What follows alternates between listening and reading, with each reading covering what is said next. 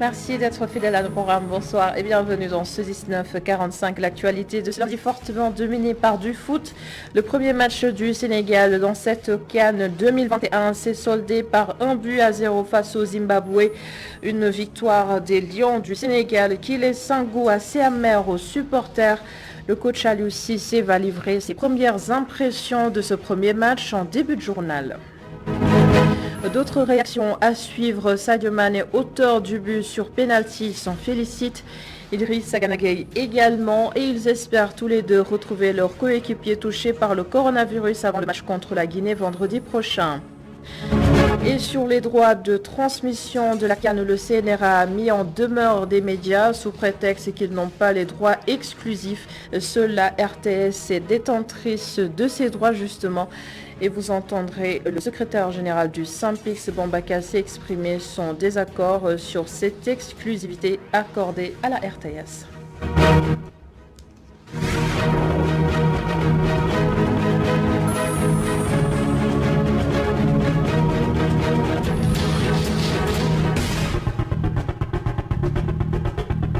Un but marqué de justesse sur penalty. Le match d'entrée du Sénégal contre le Zimbabwe s'est soldé par 1-0. Le coach Aliou Cissé soutient que ses joueurs se sont donnés à fond pour arracher la victoire. Même si l'absence de cadre de l'équipe n'est pas un argument valable, Aliou Cissé en conférence de presse d'après-match. Les matchs ici en Afrique seront difficiles, seront disputés.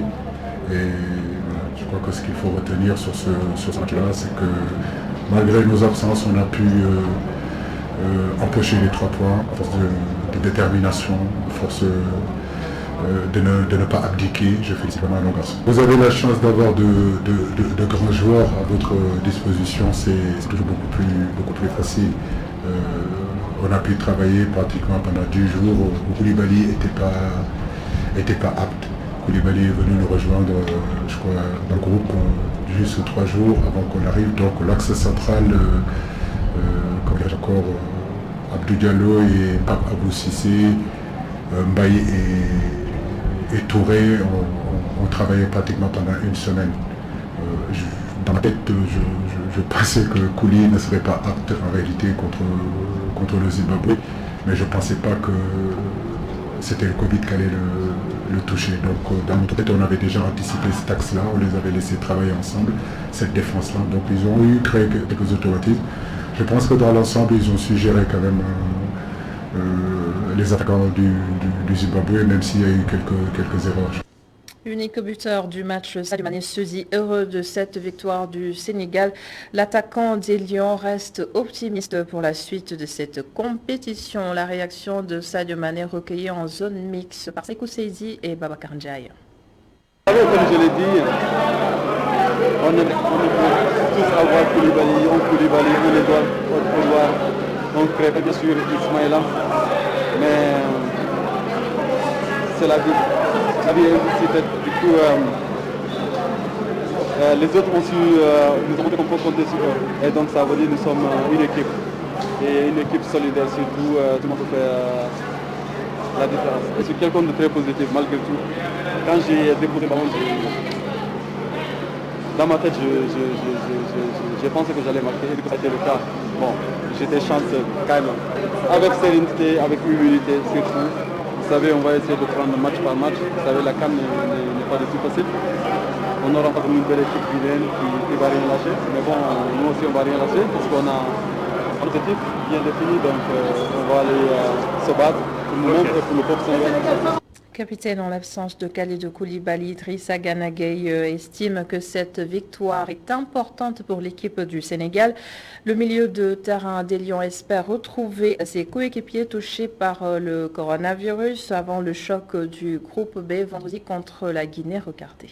Une victoire très importante. On sait que c'est toujours très bien de bien débuter la CAN. Aujourd'hui, voilà, c'était pas un match facile, mais voilà, on a continué à y croire jusqu'au bout et à la fin du match, on obtient cette victoire qui va être très très importante pour la suite de la compétition. L'essentiel aujourd'hui, c'était de gagner. Il y a beaucoup de joueurs, c'était leur première CAN et avec l'altitude, avec le climat, l'heure, tout ça, ça joue. Et surtout, on sait que la CAN, c'est jamais facile. Voilà, toutes les équipes sont là pour la gagner et aujourd'hui, on a vu que le Zimbabwe ont bien joué, ont bien défendu leur couleur. Nous aussi, on a essayé de marquer ce but-là. On a eu les occasions après un mi-temps, on ne les a pas mis. C'est ce qui nous a mis en difficulté peut-être à un moment du match. Mais voilà, on a tenu jusqu'au bout, on a montré du caractère et c'est ça qui nous a permis de gagner ce match-là aujourd'hui. Une polémique est née autour de la retransmission de cette CAN. La RTS est détentrice des droits de diffusion exclusive, mais cette acquisition est très controversée. Comme je l'ai dit en titre, le CNRA a d'ailleurs mis en demeure des médias sénégalais pour avoir diffusé les images de la CAN. Et selon le secrétaire général du SYNPICS, Bamba Kassé, la RTS, les droits n'appartiennent pas à la RTS. La télévision nationale a tout simplement acheté en tant qu'entité. Je propose de l'écouter, il s'est exprimé sur iRadio. Coupe d'Afrique, dans toute la phase, des phases de promotion de la Coupe d'Afrique, parce que c'est une phase éliminatoire. Le professeur a tous les droits, mais très tolérant. Dans toute la phase de promotion de la Coupe d'Afrique, il y a une tolérance. Il laisse les radios et les télés privées diffuser parce que c'est ce qui les arrange. Mais quand la Coupe d'Afrique démarre réellement, c'est d'autres règles qui sont établies. Et c'est normal parce que c'est avec cela que la CAF fonctionne.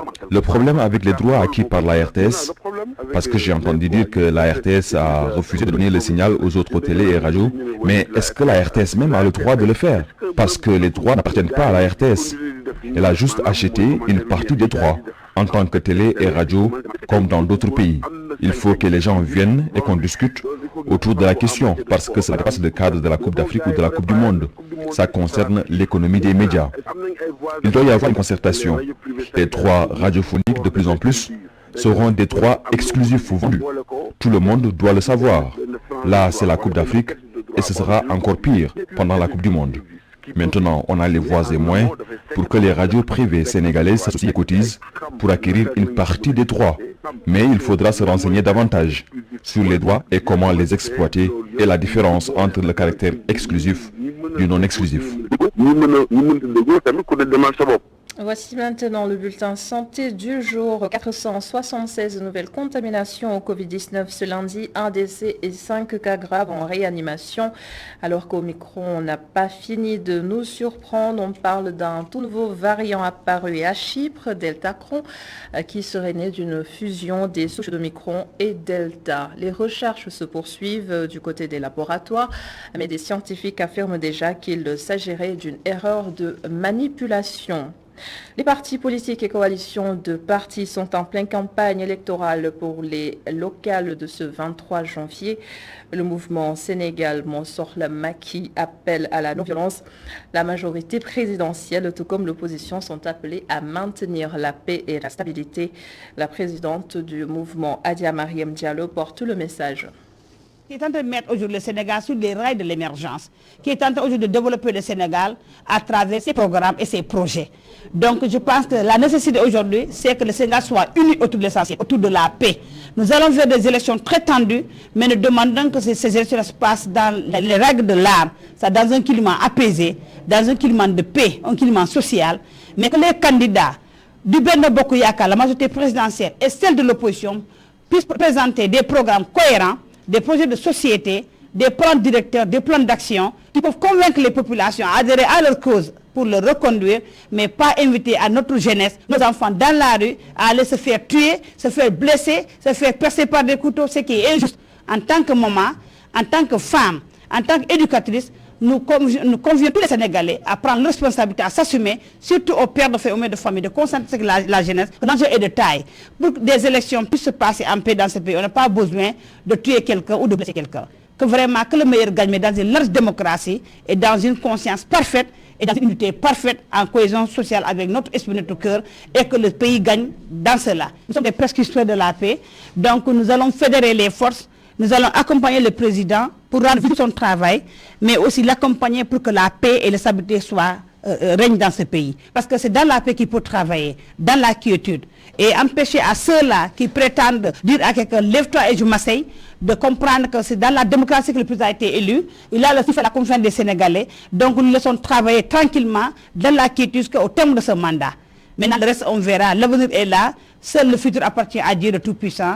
L'actualité de ce lundi, c'est aussi ces sanctions prises par la CEDEAO contre le Mali et cela fait suite à l'annonce du gouvernement provisoire de prolonger la transition jusqu'en 2026. Et la fermeture des frontières va engendrer énormément de conséquences pour le Mali. Je vous propose de suivre là-dessus l'analyse de Bakary Samb, directeur régional de Timbuktu Institute. Ces sanctions qui viennent de tomber sur le Mali sonne comme un mal nécessaire.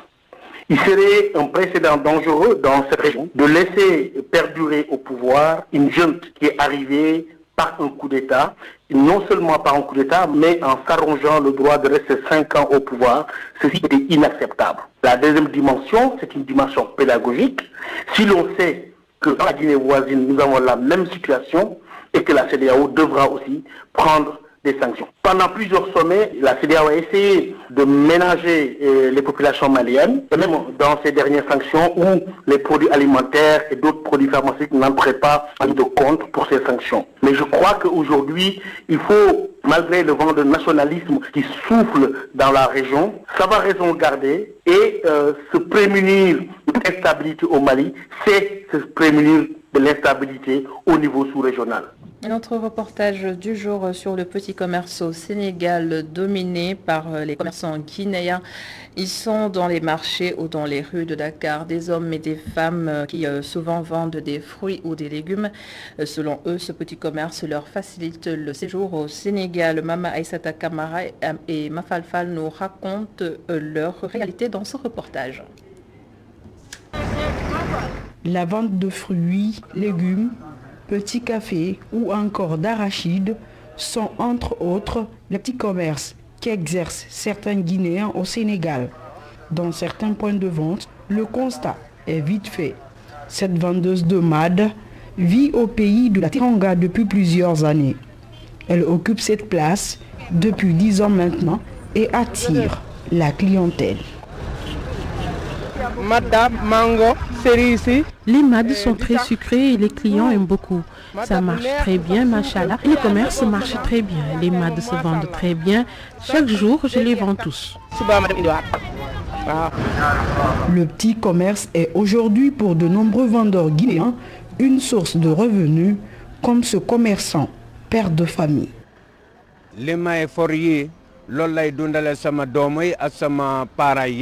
Mon commerce, ce que je vends ici, me permet de faire vivre mes enfants et mes parents au pays. Dès que j'arrive à économiser une petite somme d'argent, je le renvoie. Mais j'avoue que le business ne marche plus comme avant. Il y a beaucoup moins de clients maintenant.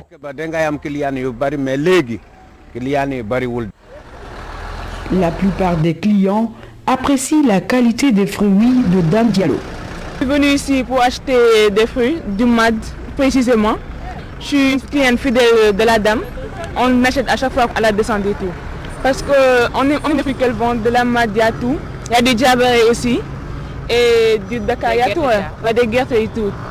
Et des bouilles en forme de carré. Oh, on adore ça. Surtout les mads aussi. Vecteur de croissance économique, le secteur du petit commerce offre une place au soleil aux ressortissants guinéens.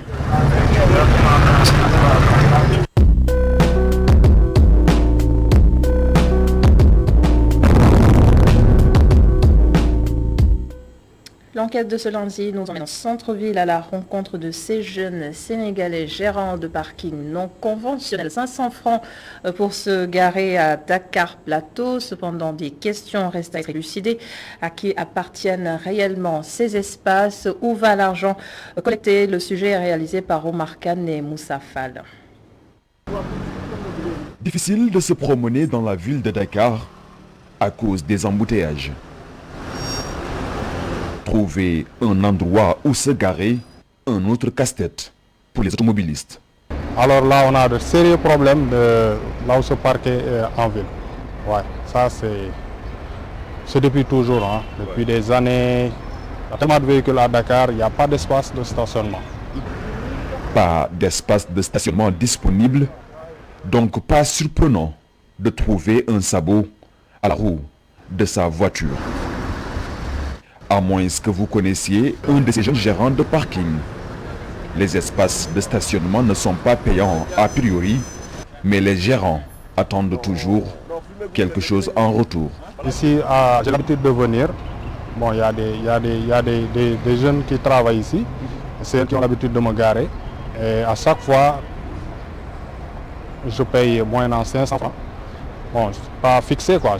Bon, je les connais déjà. Quand je viens, ils me voient, ils courent vers moi et puis ils me garent. Et à chaque fois, au sortir, je donne 500 francs. Mais à qui appartiennent ces espaces qui servent de parking? C'est un des gérants qui nous le dit à visage masqué. Ce sont des parkings qui sont réservés. Vous savez, les propriétaires des immeubles ont payé pour avoir ces espaces de parking. Donc, la plupart du temps, ce sont eux qui se garent ici. C'est nous qui gérons les parkings.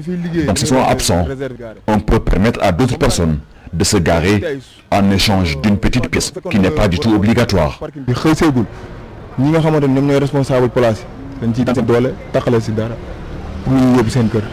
Combien payent les propriétaires des immeubles ou des véhicules à la mairie de Dakar Plateau pour avoir un espace de parking réservé?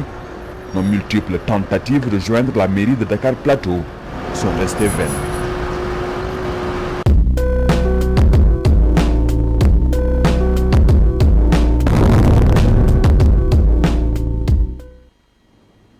Et c'est la fin de ce journal. Merci beaucoup de l'avoir suivi. Merci à l'ensemble des équipes en régie. Bonne suite des programmes. Rendez-vous demain à 19h45. Bonsoir.